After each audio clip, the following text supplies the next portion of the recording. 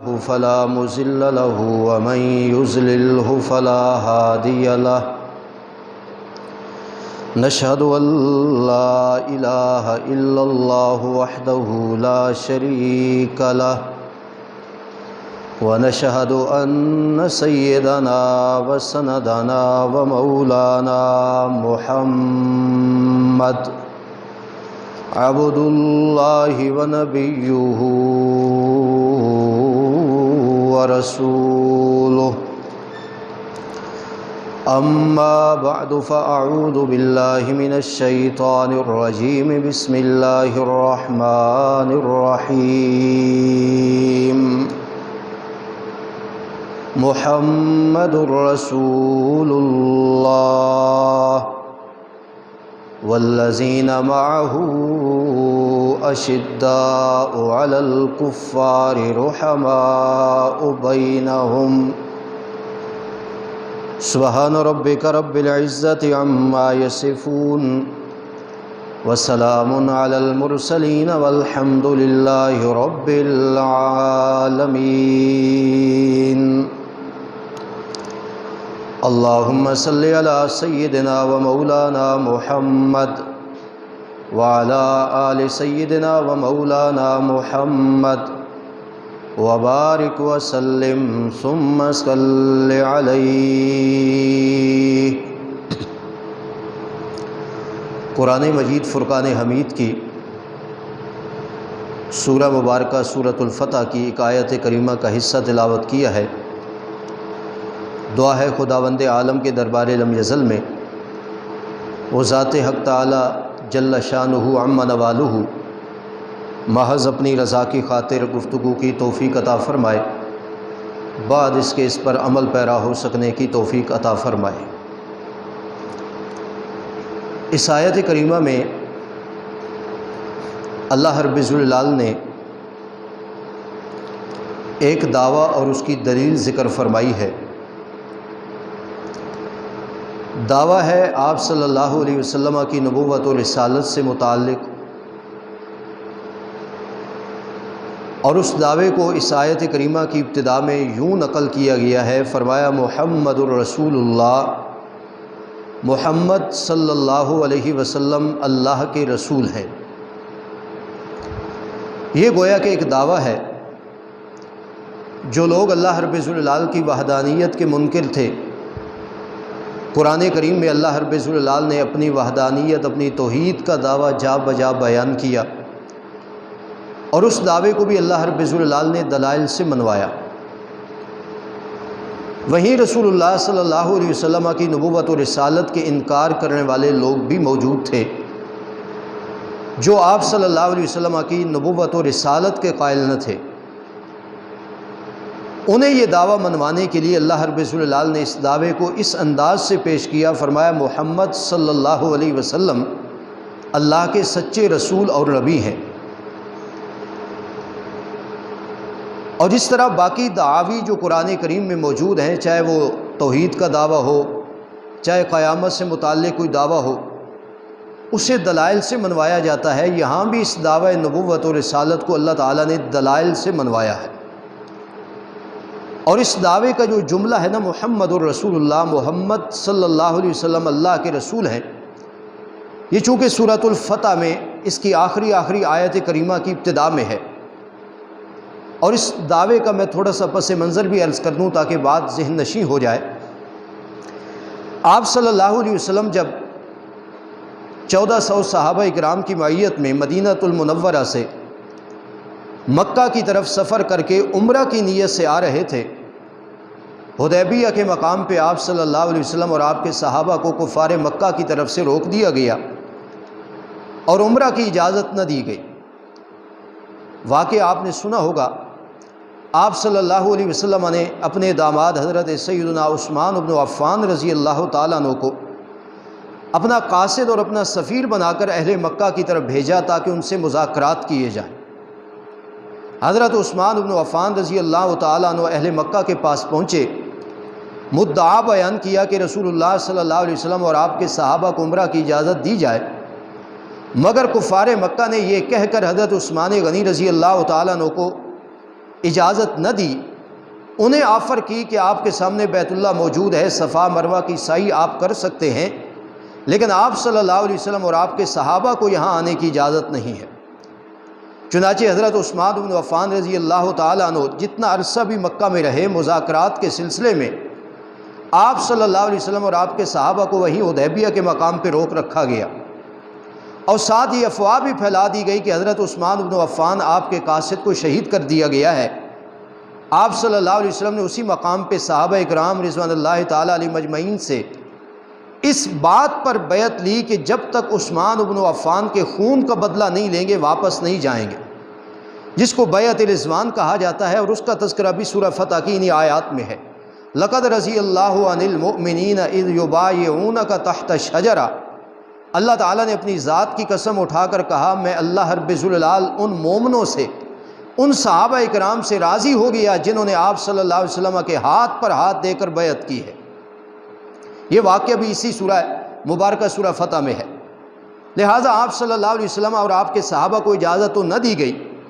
کفار کی طرف سے کچھ لوگ وفد کی شکل میں آئے اور حدیبیہ کے مقام پر ایک معاہدہ لکھا گیا جو آپ صلی اللہ علیہ وسلم اور رؤسائے کفار کے درمیان طے پایا۔ اس معاہدے کی پہلی عبارت تھی، جیسا کہ ضابطہ اور قانون بھی ہوتا ہے کہ جب دو فریقوں کے درمیان صلح کا معاہدہ طے پاتا ہے تو سر ورق دو فریقوں کا نام لکھا جاتا ہے۔ حضرت علی رضی اللہ تعالیٰ عنہ یہ معاہدہ لکھنے والے تھے، چنانچہ حضرت علی رضی اللہ تعالیٰ عنہ نے لکھا، من محمد رسول اللہ صلی اللہ علیہ وسلم، یہ معاہدہ محمد الرسول اللہ صلی اللہ علیہ وسلم کی طرف سے ہے اور کفار کے فلاں فلاں رؤوسا کے ساتھ ہی معاہدہ ہو رہا ہے۔ روایات میں آتا ہے سہیل ابن عمرو نامی کفار کا وہ سرغنہ اس موقع پر موجود تھا جو اس معاہدے کی پیروی کر رہا تھا۔ اس نے جب دیکھا حضرت علی رضی اللہ تعالیٰ عنہ نے لکھا ہے محمد الرسول اللہ کہ ان کی طرف سے یہ معاہدہ ہے، فوراً سہیل ابن عمرو کہنے لگا جی مجھے یہ عبارت منظور نہیں ہے۔ اس لیے منظور نہیں ہے کہ ہمارا تو رسول اللہ کی نبوت اور رسالت میں بھی اختلاف ہے، ہم نے تو پہلے دن سے آپ صلی اللہ علیہ وسلم کو اللہ کا نبی اور رسول نہیں مانا، اور اگر اس معاہدے میں یہی عبارت لکھی رہی نا کہ محمد الرسول اللہ کی طرف سے یہ معاہدہ ہے، اس کا مطلب تو یہ ہوا کہ ہم نے آپ صلی اللہ علیہ وسلم کو اللہ کا رسول اور نبی مان لیا، اور جب ہم اللہ کا نبی آپ کو مان لیں، اللہ کا رسول آپ کو مان لیں، تو پھر اختلاف ہی باقی نہیں رہتا، پھر حدیبیہ کے مقام پہ آپ کو اور آپ کے صحابہ کو روکنے کا کوئی سوال ہی پیدا نہیں ہوتا۔ لہٰذا اس عبارت کے ساتھ ہمیں اتفاق نہیں، یہ نہ لکھا جائے کہ محمد صلی اللہ علیہ وسلم اللہ کے رسول ہیں، بلکہ آپ کے بابا کی نسبت سے آپ کا نام لکھا جائے محمد ابن عبداللہ، ان کی طرف سے یہ معاہدہ ہے۔ اور حدیبیہ کے مقام پر وہ جو معاہدہ لکھا گیا اس کی قریباً ساری شرائط ہی بظاہر مسلمانوں کے خلاف تھی، اور یہ پہلی شک اور پہلی شرط بھی مسلمانوں کے خلاف گئی کہ انہوں نے کہا ہمیں محمد الرسول اللہ کا جملہ منظور نہیں ہے۔ آپ صلی اللہ علیہ وسلم نے حضرت علی رضی اللہ تعالیٰ عنہ کو فرمایا، اے علی آپ یہ جملہ کاٹ دیجئے۔ حضرت علی رضی اللہ تعالیٰ عنہ نے کہا یا رسول اللہ میں اس جملے کو کیسے کاٹوں، یہ جملہ بظاہر معاہدے کی عبارت ہی نہیں ہے، میں علی کا عقیدہ اور ایمان بھی ہے، میں تو آپ کو اللہ کا نبی اور رسول مانتا ہوں، میرا ضمیر گوارا نہیں کرتا کہ میں اس عبارت محمد الرسول اللہ پر قلم پھیر دوں۔ آپ صلی اللہ علیہ وسلم نے جب حضرت علی رضی اللہ تعالیٰ عنہ کا یہ جذبہ ایمانی سنا، آپ نے فرمایا اے علی تم میری نشاندہی کرو، میں اس کے اوپر قلم پھیر دیتا ہوں۔ آپ صلی اللہ علیہ وسلم نے اس جملے کو مٹا دیا اور فرمایا جو وہ کہتے ہیں وہی لکھ دو۔ اس معاہدے کی جہاں باقی شکیں مسلمانوں کی دل شکنی کا باعث بنی، وہیں یہ شک بھی مسلمانوں کی دل شکنی کا باعث بنی کہ ہمارے نبی اکرم صلی اللہ علیہ وسلم کی رسالت و نبوت سے متعلق جو جملہ تھا کفار نے وہ کٹوا دیا۔ اللہ تعالیٰ نے جب اس موقع پر معاہدہ طے پانے کے بعد سورہ فتح نازل کی نا، اور اللہ تعالیٰ نے فرمایا انا فتحنا لک فتحا مبینا، میرے حبیب یہی معاہدہ جس کی تمام شکیں بظاہر مسلمانوں کے خلاف ہیں، مگر اسی معاہدے کو ہم آئندہ کی فتح کی نوید بنائیں گے، اور آئندہ سالوں میں اسی معاہدے کی بنیاد پر ہم مکہ میں آپ کو فاتح بنا کر داخل کریں گے۔ جہاں اللہ تعالیٰ نے فتح مبین کی خوشخبری سنائی، جہاں بیعت رضوان سے متعلق صحابہ اکرام کو 6 انعامات اللہ تعالیٰ نے سورہ فتح میں سنائے، وہیں اللہ تعالیٰ نے من و ان وہ جملہ سورہ فتح کی اس آخری آیت کی ابتدا میں نازل کر دیا، اور گویا صحابہ اکرام اور اہل ایمان کی حوصلہ افزائی تھی۔ فرمایا تم حوصلہ شکنی کا باعث سمجھ رہے ہو اس جملے کو کہ اس معاہدے سے کٹوا دیا گیا ہے، فرمایا میں اللہ منو ان یہ جملہ قرآن میں اتار رہا ہوں، جب تک قرآن کی تلاوت ہوتی رہے گی محمد عربی صلی اللہ علیہ وسلم کی نبوت اور رسالت کی گواہی بھی ہوتی رہے گی۔ لہٰذا منو ان وہ جملہ محمد الرسول اللہ کا اس سورہ فتح کی آیت کی ابتدا میں اللہ تعالیٰ نے اتار دیا، اور اس کو دعویٰ کی شکل میں اللہ تعالیٰ نے پیش کیا۔ فرمایا جن کو میرے نبی کی نبوت اور رسالت میں شک ہے نا، میں اللہ ان کے سامنے یہ دعویٰ رکھ رہا ہوں کہ وہ میرے نبی صلی اللہ علیہ وسلم کی نبوت اور رسالت میں شک نہ کریں، محمد صلی اللہ علیہ وسلم میں اللہ کے سچے رسول اور نبی ہیں۔ فرمایا اس دعوے کی اور دلیل نہیں میں دے رہا اللہ کریم، فرمایا یہاں اس دعوے کی دلیل یہ ہے والذین معہ اشداء علی الکفار رحماء بینہم۔ فرمایا میرے نبی کی نبوت اور رسالت کی حقانیت دیکھنی ہو تو میرے نبی کی سنگت میں آنے والے لوگ، میرے نبی کی صحبت میں آنے والے لوگ، میرے نبی کی رفاقت میں آنے والے لوگ، میرے نبی کی معیت میں بیٹھنے والے لوگ، فرمایا ان کا کردار دیکھ لو، یعنی صحابہ اکرام کی سیرت و کردار تمہیں یہ دعویٰ منوانے میں تائید بخشے گا کہ واقعتاً محمد صلی اللہ علیہ وسلم اللہ کے سچے رسول ہیں۔ اس لیے کہ دنیا کا ضابطہ اور قانون بھی یہ ہے کہ جو معلم اور استاذ جتنا کامیاب ہوتا ہے اس کی جماعت اور اس کی کلاس اور اس کے شاگرد بھی اتنے ہی کامیاب ہوا کرتے ہیں، جو مرشد جتنا کامل ہوا کرتا ہے اس کے حلقہ احباب میں آنے والے مریدین، اس کے پیرو بھی اتنی ہی کامیاب ہوا کرتے ہیں۔ فرمایا محمد صلی اللہ علیہ وسلم معلم انسانیت بن کے تشریف لائے ہیں، فرمایا یہ مرشد کائنات بن کے تشریف لائے ہیں، فرمایا انہی کے ذریعے سے اللہ رب الجلال نے کائنات کے اندھیروں کو ختم کر کے دنیا میں نور پیدا کرنا ہے، اور اللہ تعالیٰ نے تمام ظلمتوں کا رسول اللہ کے ذریعے سے خاتمہ کرنا ہے۔ فرمایا میرے نبی کی تربیت یافتہ جماعت کو دیکھ لو، فرمایا ان کا کردار تمہیں بتائے گا کہ واقعتاً محمد صلی اللہ علیہ وسلم اللہ کے سچے رسول ہیں۔ یہ قرآن کریم کا وہ مقام ہے جہاں اللہ تعالیٰ نے آپ کی نبوت و رسالت کے دعوے کو پیش کیا، اور اس دعوے کو منوانے کے لیے اللہ تعالیٰ نے اور کوئی دلیل نہیں دی۔ اللہ تعالیٰ نے نبی صلی اللہ علیہ وسلم کے صحابہ کے کردار کو پیش کیا، صحابہ کی سیرت کو پیش کیا، صحابہ اکرام رضوان اللہ تعالیٰ علیہ مجمعین کی تربیت کے مراحل کو پیش کیا۔ فرمایا تاکہ زیرک انسان، عقل رکھنے والا انسان میرے نبی کے شاگردوں کا، میرے نبی کے مریدوں کا، میرے نبی کی تربیت میں آنے والے صحابہ کا تذکرہ پڑھ کے وہ ضرور بضرور یہ جانے گا کہ محمد صلی اللہ علیہ وسلم واقعتاً اللہ کے سچے رسول اور نبی ہوئے ہیں۔ اور یہ جماعت وہی شخصیت تیار کر سکتی ہے جس کے سر پر اللہ رب الجلال نبوت و رسالت کا تاج سجایا کرتا۔ چنانچہ اس محمد الرسول اللہ والے دعوے کے لیے اللہ تعالیٰ نے 7 صحابہ اکرام کا تذکرہ کیا۔ میں نے تھوڑے سے وقت میں صحابہ اکرام کے تذکرے ہی سے متعلق بات کرنی ہے، اس لیے کہ یہ جو ابھی سیزن جا رہا ہے، آپ کے علم میں یہ بات ہے کہ ہر طرف صحابہ اکرام رضوان اللہ تعالیٰ علیہ مجمعین کا تذکرہ عام ہے، اور ہم اہل سنت والجماعت ہماری ذمہ داری بھی یہی ہے کہ جہاں ہم اللہ کی وحدانیت کی بات کریں، رسول عربی صلی اللہ علیہ وسلم کی ختم نبوت کی بات کریں، وہیں نبی اکرم صلی اللہ علیہ وسلم کی تربیت یافتہ اس جماعت صحابہ اکرام کا تذکرہ بھی ضرور کرے، اس لیے کہ صحابہ اکرام رضوان اللہ علیہ مجمعین کا تذکرہ جب تک جاری و ساری رہے گا، صحابہ اکرام کے دشمنوں میں یہ سکت نہیں رہے گی کہ وہ صحابہ اکرام کی کردار کشی کر سکے، صحابہ اکرام رضوان اللہ تعالیٰ علیہ مجمعین کی ایمانی تنقیص کر سکے، صحابہ اکرام رضوان اللہ تعالیٰ علیہ مجمعین کی شان میں تنقیص کر سکیں۔ اس کا ایک ہی بہترین علاج ہے کہ ہمارے منبر و محراب سے جہاں اللہ کی وحدانیت کی بات ہو، رسول اللہ کی ختم نبوت کی بات ہو، وہیں نبی اکرم صلی اللہ علیہ وسلم کی صحابہ کا تذکرہ بھی ہو، تاکہ صحابہ اکرام کے دشمنوں کو اس بات کا موقع میسر آ سکے کہ وہ صحابہ اکرام کی بابت ہماری آنے والی نسلوں کے ذہنوں میں کسی قسم کی خلفشار ڈال سکیں۔ اس لیے میں نے تھوڑے سے وقت میں اسی آیت کے اس حصے کو آپ کے سامنے رکھنا ہے کہ اللہ تعالیٰ نے جو صحابہ اکرام کی سنگت، آپ کی رفاقت، آپ کی معیت کو اس دعوے پر دلیل بنا کے پیش کیا ہے، تو اس میں اللہ تعالیٰ نے صحابہ اکرام کا کیا کردار پیش کیا ہے۔ فرمایا والذین معہ، اور وہ لوگ جو میرے نبی کے ساتھ ہیں، صحابہ اکرام ہیں۔ صحابی کسے کہا جاتا ہے؟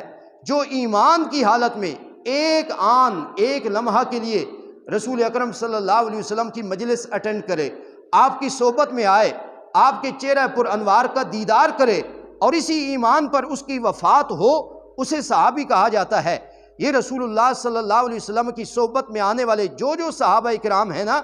چاہے ان کی تعداد 1,24,000 کم و بیش ہو، 1,44,000 کم و بیش ہو، یہ جتنی بھی علماء کرام نے نقل کی ہے، اللہ ہی بہتر جانتا ہے کہ کتنے لوگ ہیں جو رسول اللہ صلی اللہ علیہ وسلم کی صحبت میں آئے، مگر ہمارا ایمان یہ ہونا چاہیے کہ جنہوں نے بھی رسول اللہ کی صحبت پائی ہے، شرف صحابیت سے اللہ تعالیٰ نے ان کو مالا مال کیا ہے، ان کے متعلق قرآنی اور اسلامی عقیدہ کیا رکھنا ہے؟ قرآنی اور اسلامی عقیدہ یہ ہے کہ آپ کی صحبت میں آنے والے چاہے وہ 1,24,000 ہوں، 1,44,000 یا کم و بیش ہوں، فرمائے سب کے بارے میں پہلے تو یہ عقیدہ رکھنا ہے کہ وہ مومن برحق ہیں۔ اور یہ عقیدہ ہمیں کسی تاریخ کی کتاب نے نہیں دیا، یہ عقیدہ ہمیں اللہ کی کتاب قرآن کریم نے دیا ہے۔ سورہ انفال کی آیات کے آخر میں اللہ تعالیٰ نے جہاں مہاجرین و انصار کے 2 طبقوں کا اللہ تعالیٰ نے ذکر کیا، وہیں اللہ رب الجلال نے مہاجرین و انصار کے ان دونوں طبقوں کے بارے میں فرمایا اولئک هم المؤمنون حقا، فرمایا یہ ہجرت کرنے والے مہاجرین صحابہ ہوں یا ان کی نصرت کرنے والے انصار صحابہ ہوں، فرمایا میں اللہ اس بات کی گواہی دے رہا ہوں، فرمایا یہ مومن برحق ہیں۔ ہم نے تاریخ کی کسی کتاب میں صحابہ اکرام کو نہیں پرکھنا، ہم نے اللہ کی کتاب کی روشنی میں صحابہ کو پرکھنا ہے، اور صحابہ کے بارے میں پہلا عقیدہ یہ رکھنا ہے، چاہے وہ مہاجر ہوں چاہے وہ انصار ہوں، جو بھی شرف صحابیت پا گیا قرآن کریم کی نگاہ میں وہ مومن برحق ہے۔ آج اگر کوئی کسی صحابی کی ایمانی تنقیص کرتا ہے یا کسی صحابی کے ایمان پر کیچڑ اٹھالتا ہے، وہ اپنے ایمان کی خیر منائے، اس کا ایمان تو شک میں مبتلا ہو سکتا ہے، اس کا ایمان تو مشکوک ہو سکتا ہے، مگر صحابہ کے ایمان میں شک کی اس لیے گنجائش نہیں ہے کہ صحابہ اکرام کی ایمان کی گواہی اللہ قرآن میں دے رہا ہے۔ ایک بات تو یہ صحابہ سب مومن برحق ہیں، اور دوسرا صحابہ اکرام کے بارے میں یہ عقیدہ کہ سب صحابہ سے اللہ راضی ہے۔ سورہ توبہ کی آیت میں اللہ تعالیٰ نے فرمایا والسابقون الاولون من المہاجرین والانصار، فرمایا پہلا نمبر پانے والے، سبقت کرنے والے، چاہے وہ مہاجرین کا طبقہ ہو چاہے وہ انصار کا طبقہ ہو، فرمایا رضی اللہ عنہم ورضوا عنہ، میں اللہ رب الجلال ان سب سے راضی ہوں، مہاجرین ہوں انصار ہوں، فرمایا میں اللہ ان سے راضی اور یہ میں اللہ کریم سے راضی، اور فرمایا صرف اتنا نہیں کہ میں اللہ مہاجرین و انصار سے راضی، فرمایا والذین اتبعوہم بإحسان، ان مہاجرین و انصار صحابہ اکرام کی پیروی کرنے والا، نیکیوں کے معاملے میں ان کے پیچھے چلنے والا وہ امتی جس نے صحابہ اکرام کو اپنے نیکی کا معیار سمجھا، فرمایا جس نے صحابہ کی اتباع کی میں اللہ اس سے بھی راضی ہوں، اور صرف اتنا ہی نہیں اعد لہم جنات تجری تحتہا الانہار، فرمایا انہی مہاجرین و انصار صحابہ اور ان کی اتباع کرنے والے مومنین کے لیے میں اللہ تعالیٰ نے جنت تیار کر رکھی ہے۔ اس آیت کریمہ میں اللہ تعالیٰ نے صحابہ سے راضی ہونے کا اعلان فرمایا، صحابہ کے اللہ سے راضی ہونے کا اعلان ہوا، اور فرمایا میں اللہ تعالیٰ نے صحابہ کے لیے جنت تیار کر رکھی ہے۔ میں تاریخ کے تناظر میں صحابہ کا کردار نہیں پیش کر رہا،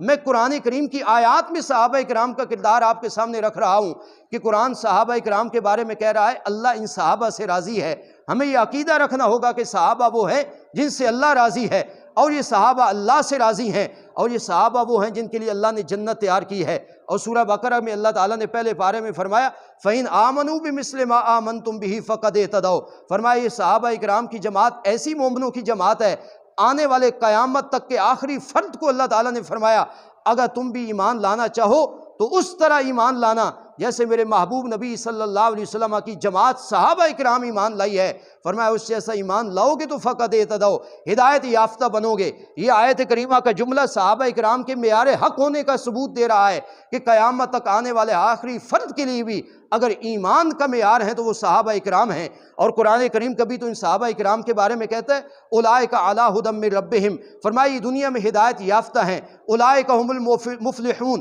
فرمایا قیامت کے دن یہ فوز و فلاح اور کامیابی پانے والے لوگ ہیں۔ اور کبھی قرآن کہتا ہے اولئک ھم المہتدون، فرمایا ہدایت پہ پک ڈنڈی پہ چلنے والے یہ لوگ ہیں۔ کبھی قرآن کہتا ہے اولئک ھم الراشدون، فرمایا رشد و ہدایت کے یہ مینارے ہیں۔ یہ سب تعریفیں قرآن کریم نے صحابہ اکرام کی ہیں۔ اور یہاں سورہ فتح کی آخری آیت میں تو اللہ تعالیٰ نے جب صحابہ اکرام کی تذکرے کو چھیڑا تو اللہ تعالیٰ نے 2 ابتدا میں خوبیاں صحابہ اکرام کی بیان کی، فرمایا یہ میرے نبی کی صحبت میں آنے والے، میرے نبی کی سنگت میں آنے والے، میرے نبی کا ساتھ دینے والے، فرمایا ان کی حالت یہ ہے اشداء علی الکفار، فرمایا کفار کے مقابلے میں یہ بڑے سخت ہیں، کفر کے مقابلے میں یہ بڑے متشدد ہیں، فرمایا اس سے پہلے یہ کفر چھوڑ کے آئے ہیں، فرمایا شرک چھوڑ کے آئے ہیں، اور رسول اللہ کی صحبت میں آنے کے بعد انہیں ایمان کی لذت محسوس ہوئی ہے، نبی صلی اللہ علیہ وسلم کی صحبت میں آنے کے بعد انہیں ایمان کی حلاوت محسوس ہوئی ہے، انہیں ایمان کی قدر و منزلت کا پتہ چلا ہے۔ فرمایا اب ان صحابہ اکرام کو کفر سے اور کافر سے اتنی نفرت ہے کہ ان کا کردار یہ ہے اشداء علی الکفار، کہ یہ کفار کے مقابلے میں بڑے ہی سخت ہیں، اور اس کی ایک مثال میں حدیث کی کتابوں سے اور سیرت کی کتابوں سے پیش کرتا چلوں۔ جب غزوہ بدر پیش ہوا، کفر و اسلام کی یہ پہلی جنگ تھی، اس کے بعد حضرت عبد الرحمن سیدنا صدیق اکبر رضی اللہ تعالیٰ عنہ کے صاحبزادے جو بدر کی لڑائی میں کفار کی طرف سے بدر میں لڑنے کے لیے آئے تھے، مشرف پہ اسلام ہوئے۔ ایک دن باپ بیٹا بیٹھے ہوئے ہیں، اور حضرت عبد الرحمن نے اپنے باپ سیدنا صدیق اکبر رضی اللہ تعالیٰ عنہ کو کہا، اے ابا جان، بدر کے اس مارکے میں میں کفار کی جانب سے تھا، آپ اسلام والوں کی طرف سے تھے،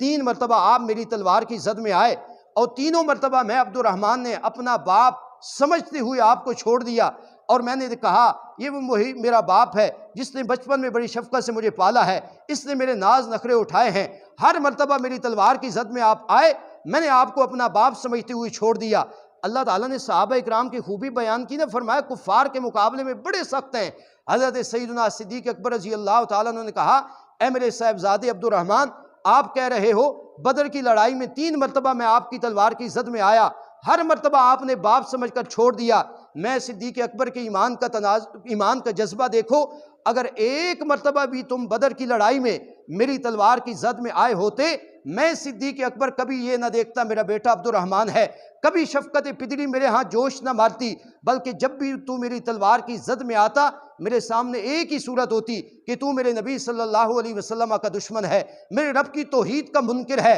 ایک ہی مرتبہ میں تیرا سر تیرے تن سے جدا کر دیتا۔ یہ ہے حضرت صدیق اکبر رضی اللہ تعالیٰ عنہ کو جواب اپنے بیٹے عبد الرحمن کو ہے، اور یہ جواب کیوں نہ ہو؟ قرآن کریم صحابہ اکرام کی سیرت بیان کرتے ہوئے کہتا ہے، اشداء علی الکفار، فرمایا یہ نبی کی صحبت میں آنے والے صحابہ وہ ہیں جن کو کفر سے اور کفار سے اتنی نفرت ہے کہ جب یہ کفار کے مقابلے میں آتے ہیں، نہ بیٹا دیکھتے ہیں، نہ باپ دیکھتے ہیں، نہ اپنا اور کو کنبہ اور قبیلہ اور اس کا فرد دیکھتے ہیں، ان کے سامنے صرف اور صرف اللہ اور اس کے رسول کی محبت ہوتی ہے۔ یہ صحابہ اکرام کا کردار قرآن کریم پیش کرتا ہے۔ فرمایا یہ تو ہے دشمنوں کے ساتھ معاملہ، اور فرمایا آپس کا معاملہ صحابہ اکرام کا کیا ہے؟ رحماء بینہم، فرمایا یہ آپس میں باہم شیر و شکر ہیں، باہم آپس میں رحم دل ہیں، کسی صحابی کا کسی سے کوئی اختلاف نہیں ہے۔ آج صحابہ اکرام کے اندر رکھنا ڈالنے کے لیے، صحابہ اکرام کے درمیان اختلافات باور کرانے کے لیے تاریخ کے قصے کہانی اور افسانوں کا سہارا لیا جاتا ہے، اور کہا جاتا ہے کہ دیکھو جی تاریخ بتا رہی ہے صحابہ اکرام کے درمیان اختلاف تھا، تاریخ بتاتی ہے کہ حضرت علی رضی اللہ تعالیٰ عنہ کا خلافت حق تھا، معاذ اللہ حضرت ابوبکر رضی اللہ تعالیٰ عنہ نے چھین لیا، فدق کا باغ حضرت فاطمہ الزہرا کا حق تھا، معاذ اللہ حضرت صدیق اکبر رضی اللہ تعالیٰ عنہ نے نہ دیا۔ یہ سب تاریخی افسانے اور قصے ہیں۔ اگر صحابہ اکرام کو ہم قرآن کے تناظر میں دیکھیں تو صحابہ اکرام کے بارے میں قرآن کہتا ہے رحماء بینہم، فرمایا کفر کے مقابلے میں تو یہ آپس میں باہم اختلاف رکھتے ہیں، باہم ان کا آپس میں تشدد ہے، یہ کفر مقابلے میں ایک دوسرے سے بڑھ چڑھ کر آگے نکلتے ہیں، فرمایا لیکن آپس میں رحم دلی ان کی ایسی ہے کہ قرآن ان کے رحماء بینہم کی تعریفیں کرتے ہوئے کہتا ہے یہ آپس میں باہم شیر و شکر ہے، کسی کا کسی کے ساتھ کوئی اختلاف نہیں ہے۔ اور حقیقت حال بھی یہی ہے۔ حضرت ابوبکر صدیق رضی اللہ تعالیٰ عنہ جب خلیفہ بنے، حضرت سیدنا علی رضی اللہ تعالیٰ عنہ نے ان کے ہاتھ پر بیعت کی، انہیں خلیفہ اول مانا۔ 2.5 سالہ دور خلافت صدیق اکبر رضی اللہ تعالیٰ عنہ کا، اس میں حضرت علی رضی اللہ تعالیٰ عنہ نے کوئی الگ مسجد نہیں بنائی، الگ صحابہ اکرام کے ہاتھ پر اپنی بیعت کے لیے کسی کو نہیں اکسایا، نہ اس موقع پر حضرت صدیق اکبر رضی اللہ تعالیٰ عنہ کے خلاف حضرت علی رضی اللہ تعالیٰ عنہ خروج کیا، نہ الگ کوئی نماز با جماعت ادائیگی کا اہتمام کیا۔ حضرت علی کا یہ کردار بھی بتا رہا ہے کہ خلافت حضرت ابوبکر کا حق تھا، اور واقعتاً قرآن نے جو صحابہ اکرام کے بارے میں فرمایا رحماء بینہم، یہ آپس میں باہم شیر و شکر ہیں، صحابہ اکرام نے بھی اس کا عملی نمونہ پیش کیا ہے۔ یہ 2 صفات اس آیت کی ابتدا میں اللہ تعالیٰ نے صحابہ کی بیان کی ہیں، اور یہ انداز قرآن کریم کا بتلا رہا ہے کہ رسول اللہ صلی اللہ علیہ وسلم کی تربیت کا، آپ کی صحبت کا، آپ کی مجلس میں آنے کا رنگ صحابہ پر اتنا چڑھا ہے کہ آپ کی نبوت اور رسالت کو منوانے کے لیے اللہ تعالیٰ نے اس موقع پر کوئی اور دلیل پیش نہیں کی ہے، صحابہ کا کردار پیش کیا ہے۔ فرمایا صحابہ اکرام کا کردار دیکھ لو، یہ کفار کے مقابلے میں سخت ہیں، آپس میں باہم رحم دل ہیں۔ فرمایا یہ تربیت کا اثر ہے، یہ تربیت جس شخصیت سے انہوں نے پائی ہے اس شخصیت کا نام ہے محمد الرسول اللہ۔ تو اللہ تعالیٰ نے سورہ فتح کی اس آخری آیت کی ابتدا میں آپ کی نبوت و رسالت کے دعوے کو پیش کیا، اور ساتھ ہی اللہ تعالیٰ نے صحابہ اکرام کا کردار منوا دیا۔ اس لیے ہمیں صحابہ اکرام کو تاریخ کے آئینے میں نہیں دیکھنا، صحابہ اکرام کو جب بھی پرکھنا ہے اللہ کی کتاب قرآن کریم کے تناظر میں اور رسول اللہ صلی اللہ علیہ وسلم کے سچے فرامین کے تناظر میں۔ اللہ تعالیٰ عمل کی توفیق عطا فرمائے۔